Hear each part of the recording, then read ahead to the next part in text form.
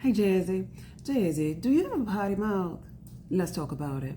When I was a little girl, Jazzy, the adults that were around me, they would often tell us, don't say that. That's a bad word.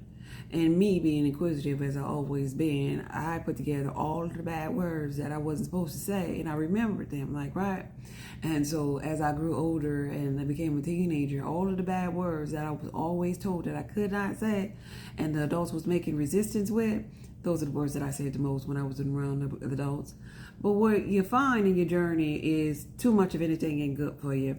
And if you keep on going on your journey, speaking the words that you were told that you couldn't say at one point just to make up for it, you find yourself in a place where you cursing now like a sailor.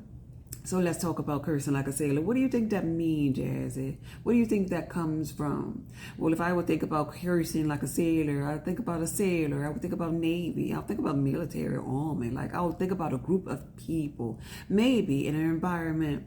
Now, and it's not being ugly toward those people. Everybody comes up at a different frequency in life, but some people grow up in an environment where they have to go to maybe the military. Sometimes it's not really by choice. Sometimes it's just all the resources that they have to get education. Meanwhile, that environment exists, but at the same time, there's an environment of people that exist that didn't have to go to the military because maybe they came up in Beverly Hills and they had choices of colleges or inheritances, or maybe starting their own business or doing something else that they just didn't want to do, or not even working, Jazzy. That's a different environment of people, right? That have different resources. Why am I telling you this about these different environments? Because when you're cursing like a sailor, it is to my belief that people will frown upon it because they look at it as lack. They classify the fact that you're speaking that word as lack of having a vocabulary that is more diverse. Lack being like those sailors that come from a certain environment where they couldn't afford to pay for education, so to speak, like, right?